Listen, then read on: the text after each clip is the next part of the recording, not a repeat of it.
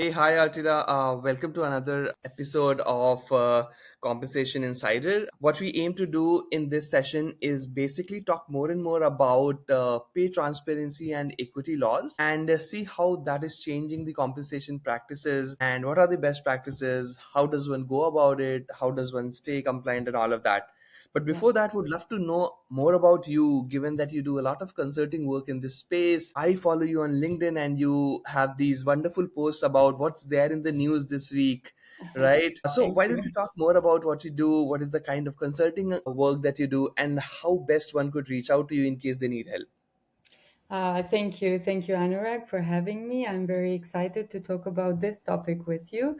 I am a compensation consultant. I have been for a couple of years. I've been working in business operations for a very long time. And then I switched fully to compensation, where when I kind of discovered that as a passion. So I really love compensation. It's rare to hear it among compensation consultants, but I really love the field. And yes, I do have the newsletter and the LinkedIn post, which I very gladly work on that. I started that because I was reading a lot weekly, and then I started thinking then I would like to share something with the community, just to have it all in one very shortly, just a very simple post so everybody could be informed of what is going on, and especially choosing pay transparency as a topic, because it is evolving so quickly that it is very important to keep our eyes on it. So yeah. Absolutely, absolutely. Why don't you talk a little more about that, Adla? As in, people may not be fully aware of what the compliance is, right? And there are very, I would say, there's a very limited information publicly available out there describing exactly what one is supposed to do as an organization in order to stay Yeah. compliant with respect to these norms. Maybe we can take one at a time. First, pay transparency, and then also pay equity. We would love to touch a little more about pay equity because even little is known about what do Yeah. we mean by equity, what is similar work, and all of that. So, yeah, Yeah. why don't you first explain to us what is exactly this compliance about? Yes, yes, gladly. I will start with explaining actually pay equity, because that is the core where everything has started. Right. And what pay equity means is that employees who provide work of equal value to the company are paid equally. And this payment shouldn't be impacted by an employee's gender, an employee's race, national origin, or any other personal characteristics of the employee. So it should be fully focused on the value that the company is getting from this employee and from this role. And it is very important because it motivates decisions within the company that counteract the long-standing biases, like historically discrimination on the basis of race, of nationality, and all these personal characteristics have created a legacy of disparities. And actually, even nowadays, we are in 2024, and we have been tackling this at least for the last, I would say, 7 years. And globally, there is a gender pay disparity of 20%, Right. which is quite high. And Correct. it is very important for companies to know, even to understand what's the difference between pay equity and pay equality on the other hand, because they do fall under the same umbrella, but they are two distinct concepts.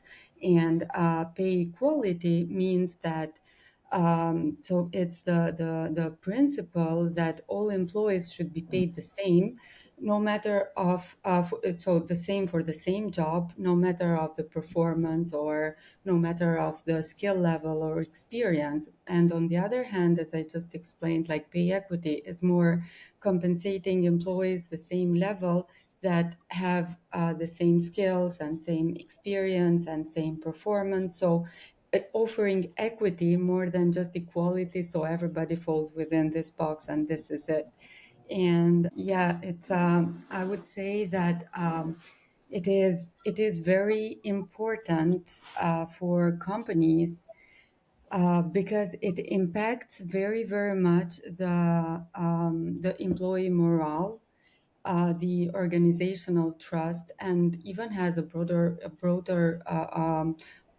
impact on the social justice, which means that by a principle of human integrity, being a man or a woman or any gender or having any of a different characteristic, that being a different nationality or being a different race should not be relevant to determine the remuneration of any given person, like political views, sexual orientation, ethnicity, religion, like any of these things should be taken in consideration in the morality of a company. And for any company that actually follows these, has the gender equity within their commitments and within their culture, can see.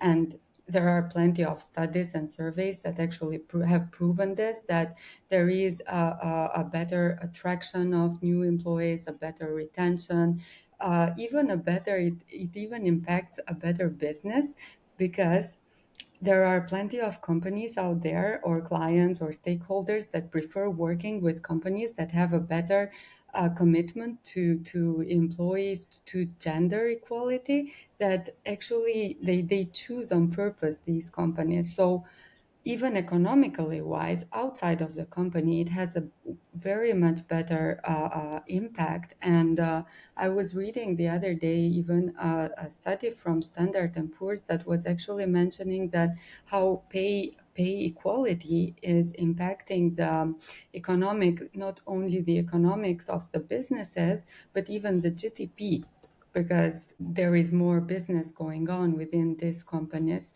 So I would say that there is a very big importance to pay equity. And to reach this pay equity legally, many governments and states are using the pay transparency laws. So, what these laws are, laws that require companies, like different from state to state, different company size. So, every state is starting to enforce these laws, where they require companies to disclose salary ranges, to provide pay data, to offer justifications for pay differences between employees. And the goal of these laws is to ensure that every decision, every pay decision, is based on clear and objective factors like skills, experience, performance, and not on things like gender, race, or other biases that might exist towards an employee. For example, we have the pay transparency law in California, which requires employees to disclose salary ranges and job postings and provide pay bands upon request by employees. And this law is part of a broader law, which the main aim is closing this gender pay gap. That's why I wanted to explain first the pay equity and the gender pay gap. And another great example actually is it's in Iceland, that they do have, which is very, they started it first in 2017, and they have an equal pay certification law, which means that companies are required to prove that they are paying all employees the same, so the same value for the same work.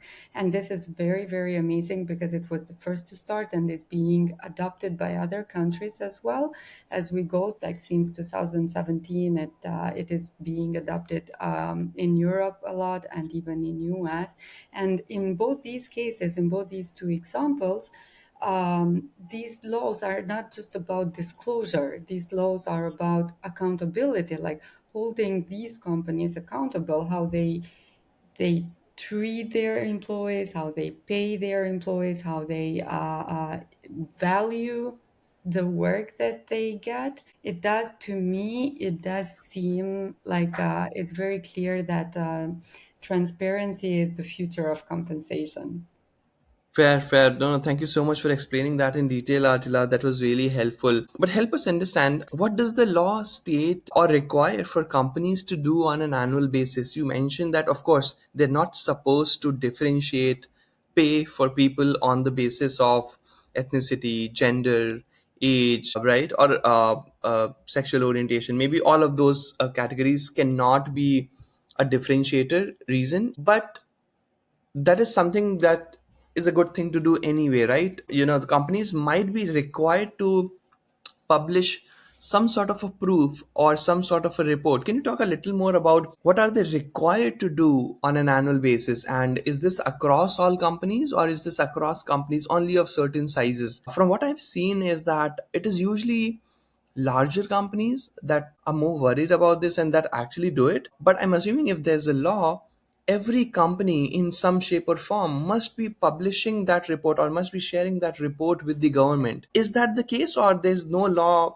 to sort of share something with the government? It is just something that you have to provide only when requested to provide, or this is something that they otherwise also are supposed to do on an yearly basis? It differs from country to country. There are countries who have this requirement that they yearly or biannually they need to provide their gender pay gaps, or there are because the disclosure part, what is going on right now, is mostly focused on banning on disclosing the salary ranges on job posts and banning the historical use of the use of historical salary of employees. But however, the gender pay gap reportings that are very much widely used, and they are used in Europe, in UK, in Canada, Australia, they are very widely adopted. They do require gender pay gap reporting, and there are penalties that come through that if they don't post this. For example, a new law in New York City is requiring companies with any company that has more than 15 employees, and it's only 15. 15, so it's very small. Even the small companies requires them to submit information of all the pay bands, the salaries, the ethnicity, race, like every possible information, so their agencies can look actually into this gender pay gap, because what companies can disclose cannot always be fully correct, maybe based on how they have made the audits or on many reasons. So in New York City they are doing this thing now. Or for example, in Canada, employers must even develop an equity plan. So what Okay. this means is that in 2021, Canada started enacted the gender pay gap equity law, and it required employees not only to disclose these data annually, but even to come to prepare an equity plan, how they were going to actually repair these discrepancies. And it gave companies, at the moment I think it's above 2050 2000 sorry 250 employees, but it is planning that in a year it will lower the number of the company size to 150. I think that by 2026 it is aiming to have all companies with above 50 employees to have everything, not only report the gender pay gap data, but even have the equity plans that. And the very interesting thing about Canada in this equity plan is that they require the employees to do even retroactive repairs. So if you haven't been paid in 2 years correctly, or there has been a pay gap for your role, then you have to apply that even 2 years before. So it's pretty amazing. I find this a very, very interesting step ahead. So yes, like this, there are several, even in Europe, for example, there are several countries that do apply. They do ask for annually or biannually. The only thing with this is that in every country that I have seen, it's very rare that actually those penalties are really being applied. Correct. So No, no, absolutely right. But you mentioned a very interesting thing that it could be retrospectively applied as well. And that is really, really scary for companies, yes, right? yes, yes, If they have been unfairly paying their, let's say, of a particular gender, yes, they now have to course correct it. yes. Interesting. And is this something that is only in Canada, or is this also across some states of the US? Because I've not seen anybody in the US talking about this. No, no, actually, I think it's only Canada that is has done this. So Interesting. it is quite new because actually this they did approve this in 2021, but it's only now in this year in September that this equity plan was to be submitted for the first time ever. So for sure there will be new laws or amendments and new changes, let's say, and for sure even other countries will apply that. But no, it's as far as I have read, even working on my post, this is Right. only Canada. Very interesting. So basically, what you're saying is that the law states that every company, almost every company, upwards of either 50 employees. Let's talk about companies that are upwards of 100 employees at least, right? Yeah, yeah, They have to necessarily publish a gender pay data report on an yearly basis to the yeah, government, yeah, and because they're publishing this report, they would obviously have a look at it, and they would come to know at the glaring differences that there are between two genders, how they are paid, and they yeah, might as well want to correct it, right? Because when you are publishing something, you might as well want to look at it, and you might want to correct it. But yeah. help me understand, are companies actually doing something to correct? I'm sure some companies would be, and you are actively engaging with them to sort of help them in this direction. But what is that persona within an organization that is really bothered about doing this? As in, is it the legal team? Is it the HR team that is supposed to do it? It is under their objectives and KRAs, or is it the founder's office that that is supposed to get compliant with respect to this? Whose responsibility this is exactly? Because I speak to more and more people in HR, and they're like, no, this is not that big a problem. And they don't even do anything to solve for it. As in, I'm talking about the smaller companies, let's say 100 to 500 in employee strength. Yeah, it depends on the size of the company, of course, and it is usually part of the legal team. So if a company is big enough, there is always, because not everything follows under the HR umbrella, and not everything follows only to finance or to Right, legal. For example, the compensation role within a company, it is very much connected with working very closely with. So it falls under HR as a role, but it works very closely with finance and legal as well. So I would say that more than being only in one department, it is more a collaboration between the three. So there got are, it. and depends on the companies, because if a company doesn't have a legal department or doesn't have a big of a human resource department, it is always good to work with advisors, and they can be either employee relation advisors, they can be compensation consultants that cover this area as well, or they can be even legal advisors, like if always an outside. Or another way to do this is leveraging HR technology, because nowadays we see more and more HR tools that actually offer this kind of information and even some support in helping you interpret the needs and understand what you need to do and which of the countries are being impacted, or they do like flag Right. what is the new thing and what you need to take in consideration, what the deadlines are, and all these things. So there are different ways. I wouldn't say that it's a responsibility of one role only, because even if you think of compensation as a role, like for example, I see it with my clients. When I am, even if I take a company that doesn't have a compensation structure and we are building it from scratch, it doesn't start only with the HR department. It starts from the top, and it starts from the top because you need to understand what is the culture of the company, what are Right. the objectives, the goals. So after that, everything goes in line, let's say. So even the pay transparency and pay equity, It is very much part of the compensation role, which falls under the HR department, but it is a collaboration with finance and HR as well, and Got it. legal.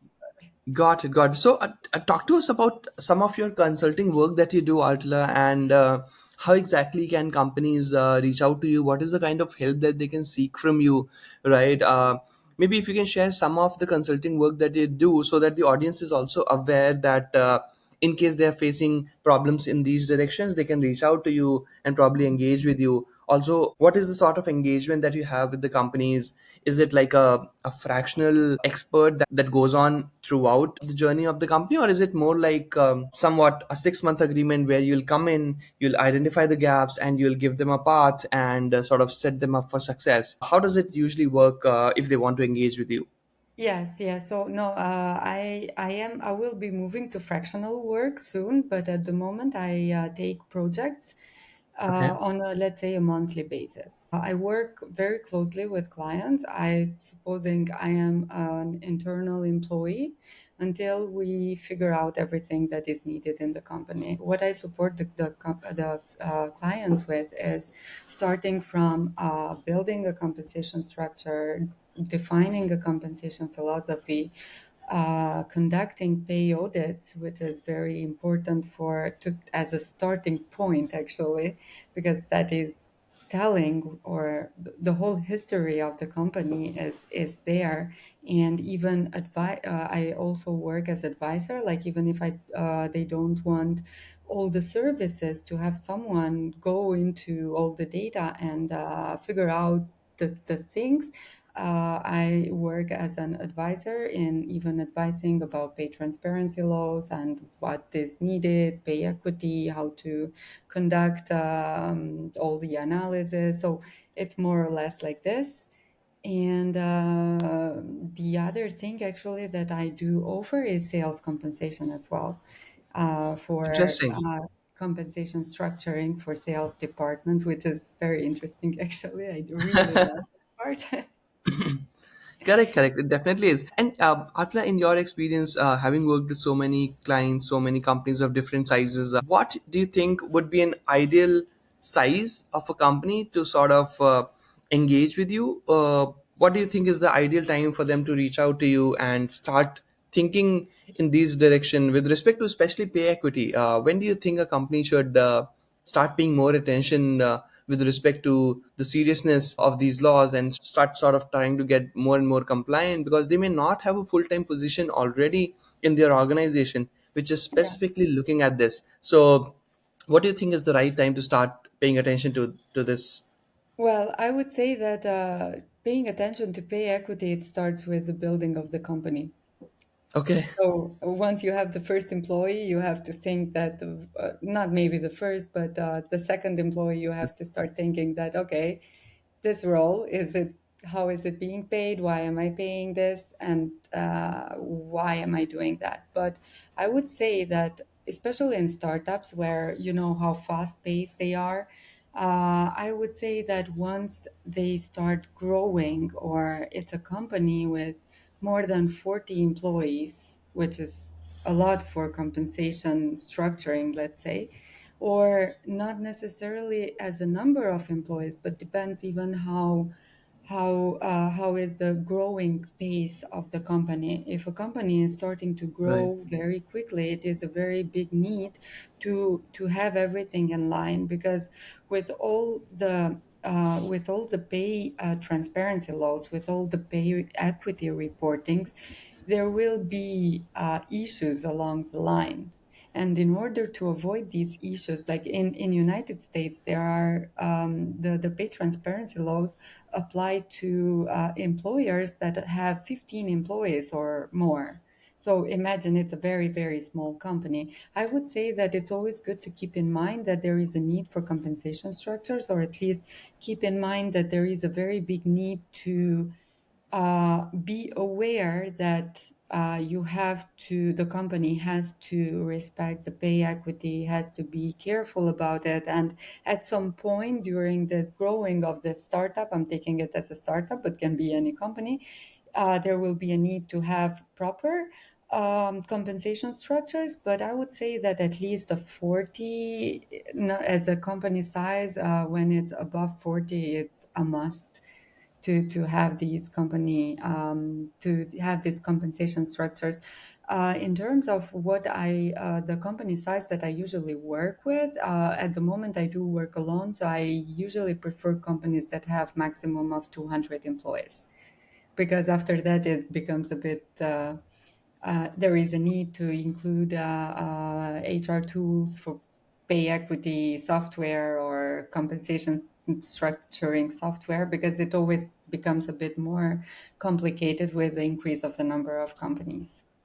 Got it. And these companies, so let's say anywhere between 50 to 200 employees that approach you for plenty of issues around compensation that they might have. As in, with respect to pay equity, is this driven more by the founders, the founders office, or is it more like driven by the legal team, or is it driven more by the HR team? Who is the sort of the buyer of your services right now with It respect is, to pay equity? yes, with respect to pay equity, it is mostly driven by HR teams. Okay, It is still because it is very much part of the culture, and it goes in line with the DEI initiatives as well to create an inclusive and belonging environment. So I would say at this point, with my experience, it has been mostly on HR teams, got because it. it is part of the whole culture, and it impacts in creating a productive workplace, a positive workplace. So up to now, I haven't had a lot of contact with founders that have been thinking about this. The equity. Okay, interesting. And what are the most common pitfalls? So let's say you start this project with them with respect to becoming more and more compliant on pay equity, reducing disparities to the minimum. Is there a benchmark in mind, Atila, as to pay and equities? We will define that with a formula and we'll reduce it to this number, like a golden standard to where do you want to get into. So I've seen companies define pay inequities in their own fashion, right? They have their own different formulas, and then they are aiming to get less than 5%, less than 1%, and all of that. I think European Union has come up with its own formula, right, where they are comparing averages, not medians, right? So with respect to a unified formula, is there a goal in mind that, hey, we have to reduce disparities to this in probably the next 3 years or 4 years? Is there a timeline and a formula in mind already? Well, it depends a lot on firstly the company size, and secondly how big the pay gap is. So Okay. if there's a company that has a 30% pay gap, for example, it will take years for them to reduce this gap, and for sure it will be the golden standard, as you mentioned, is 5%. It is very hard, and it would be too dreamy and ideal to think that there will be no pay gap at all. So a golden standard of 5%, it would be very, very good. But even this 5%, it is very dependent on the company size, because 5% in a big company, it might be a big number of people. So there will always be people who will be paid more or less a bit. Like hopefully there will be only people who will just be more paid. Uh, and we don't have people that are less than their role, but it does depend a lot, because I have had one of my clients had a 23, I think, and they were really aiming to lower this, and it was difficult. And the main issue facing when going through this exercise with employers is that they look at the names, not the roles. So what I'm Right. trying to say by this is that, okay, this is Artila, and they don't see like this is the compensation person, and they think of the skills or of the value that they get from my work, let's say as an internal employee, more as who I am as Artila, as a person, more than the role itself. And it is very Correct. important to divide this thing and to have a benchmarking of skills, or an evaluation, a job evaluation based on skills and experience, and not who the name. I always ask them to delete the whole column of the names, and Right. just work with roles. But it is I think it's still work in progress. Like it has been going on for, let's say, the last 5 years, but it will require a long time. And to this date, I'm very happy with how things are changing, and I'm very much looking forward about the EU pay directive, pay transparency directive, because it's gonna be active in 2 years, let's say. And I see the changes that are happening globally, and I'm very much looking forward for the EU one as well. Oh, absolutely, absolutely. In fact, these are all very, very required and beautiful steps in the direction of actually paying more and more people fairly. Until now, this has been ignored for, I would say, slightly too far, right? I think these steps would go a long way in ensuring that people are actually more secure about what they're getting and they're not being sort of taken for a ride. And of course, this is still one step in that direction, but it is a very welcome change and people have actually started looking into this now, right? They're no longer taking employee salaries for granted, and it could be disproportionately fair for some, unfair for some, I mean, right? And Yeah, yeah, with more and more laws and more laws getting stringent in this direction, I think it is only going to get better and better, right? It was lovely interacting with you, Artila. I really look up to your weekly posts on LinkedIn as to what has been happening with respect to pay transparency. Keep yeah. posting that. It really helps all of us get more educated with respect to pay equity and transparency, more sensitized with respect to that. So I think it requires for all of us, even if there are no laws with respect to that, just because it is the right thing to do, get more and more proactive in terms of solving for inequities, and not really wait for the compliance to hit in. Any last thoughts that you would have for a company, because you work with companies of that size? Say, there's a company of 150, 200 employees. They've done nothing with respect to pay equity until now. Yeah. What is the suggestion that you would have for them? Of course, they should reach out to you and get into a Of course. detailed pay equity audit and get to the root cause of it. But what is, where do they start, as in what would be the starting point for those companies? I would recommend for the companies to not wait for the last minute. Like, pay Right. transparency and pay equity laws are around the corner, and they're gonna be enacted everywhere. So the soon they start to work on these exercises and give themselves time to look at things not in a rush, the better is for them, and it may end up even being more cost effective for these companies. So I would really recommend for these companies to start, even if they start only internally, not necessarily with outside consultants, even only internally, just looking at these data, making sure that they have all the data, because Right.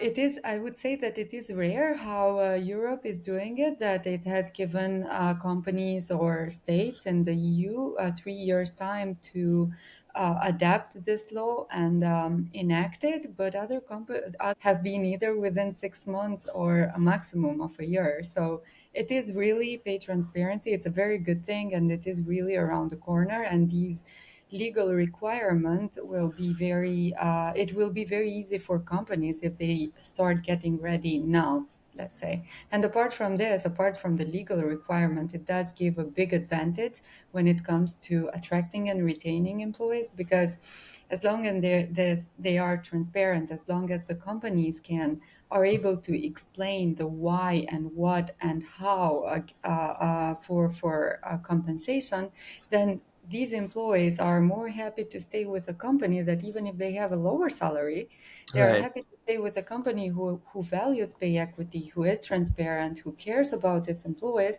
more than just going to get more, let's say, a higher salary somewhere else where all these things don't exist. So there are so many benefits to pay equity and having a proper compensation structure and strategy that I don't know where to start counting them. But yes, I would invite every company, to big or small, to start thinking around it and start working and getting everything together.